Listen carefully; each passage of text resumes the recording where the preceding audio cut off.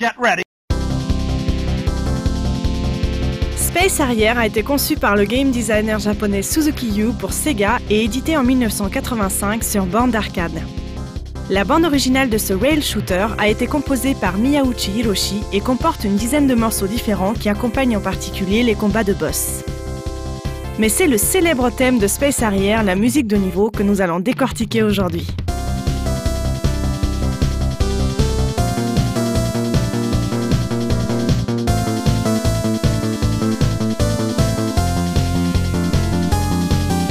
Notez d'abord que l'écran titre de la version arcade n'a pas d'accompagnement musical, ce qui est assez inhabituel. Les concepteurs du jeu ont dû d'ailleurs également le penser et c'est pour ça que cet élément a été revu pour les exports du jeu sur d'autres plateformes. Ainsi, une petite introduction y a été rajoutée. Le thème de Space Harrier commence également avec une introduction qui gravite autour d'une pédale de tonique, Do majeur, la tonalité principale du morceau.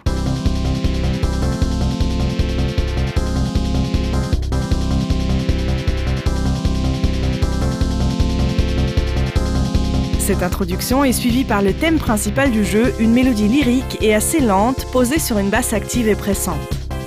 Cette mélodie chantante est très mobile, se déplaçant dans tous les registres, aussi bien dans les graves que dans les très aigus.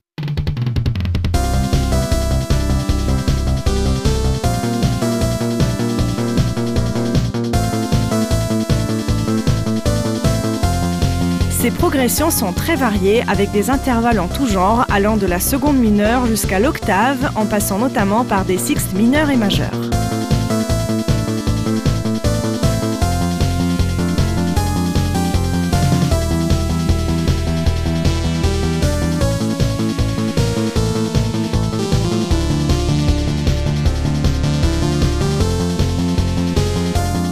Les rythmes et durées employés sont également très variés, contenant des noirs pointés croches, des triolets, des doubles croches et des rondes liées avec une noire. La structure du thème entier est très claire avec des motifs de 4 mesures repris avec de légères variations. Une partie contrastante intervient après la mélodie lyrique et rend le morceau très dynamique.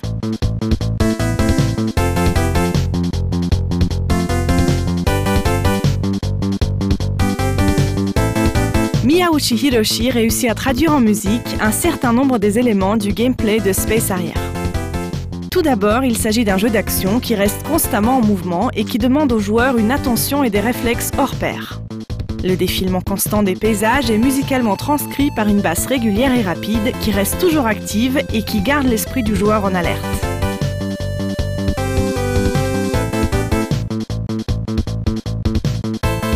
Le même rôle est également rempli par la batterie, notamment par les coups très rapides et réguliers sur la hi-hat.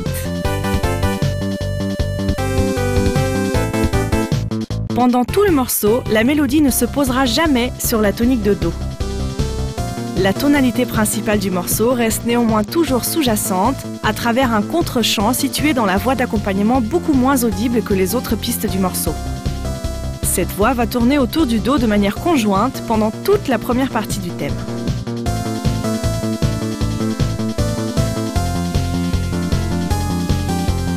Dans un contexte de progression, on pourrait imaginer que le but du jeu serait de réussir à battre tous les adversaires et à atteindre quelque chose qui se trouve loin derrière l'horizon. Une destination incertaine qui pourrait très bien être musicalement représentée par la tonique de Do majeur. Visible au loin, l'horizon pourrait donc être symbolisé par la mélodie d'accompagnement à contretemps qui tourne constamment autour de la tonique, mais qui n'est que très peu audible.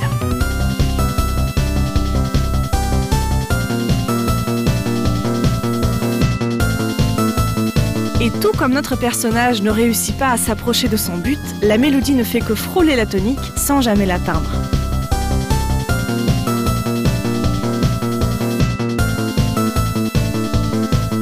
Vaincre tous ses adversaires semble être une lourde tâche qui nous demande beaucoup de courage. L'héroïsme de nos actions est également traduit en musique par la ligne mélodique très chantante et mélancolique, modulant toujours entre majeur et mineur, et qui a peut-être un air de famille avec le thème de la série originale Star Trek. Malgré son caractère lyrique, la mélodie reste très dynamique et bouge beaucoup. Il paraît logique de croire que ces mouvements représentent aussi les déplacements assez fluides de notre personnage à l'écran. Un côté plus actif et résolu est ensuite ajouté par la partie contrastante.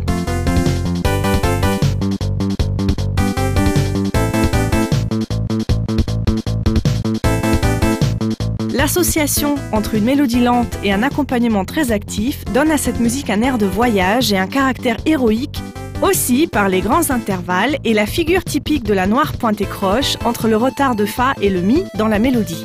Plutôt que de nous faire peur, la musique nous encourage dans notre progression et symbolise une noble raison pour notre aventure. C'est une musique qui veut faire envie de continuer le jeu, qui met une pression positive au joueur en le stressant un peu, mais sans l'agacer.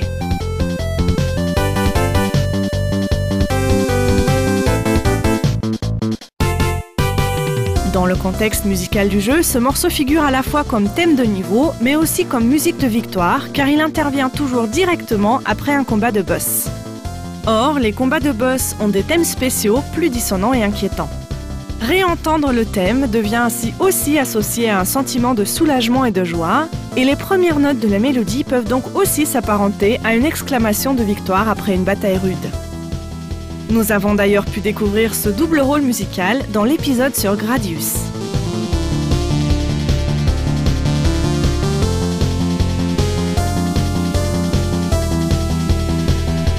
En conclusion, Miyauchi Hiroshi a réussi à créer d'abord un thème entraînant et facile à retenir par sa structure très carrée basée sur des reprises de motifs semblables.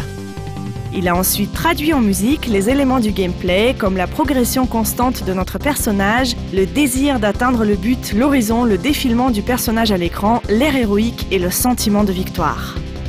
Un jeu complet transcrit en musique, tous ces éléments ayant sans aucun doute contribué au grand succès de ce thème musical.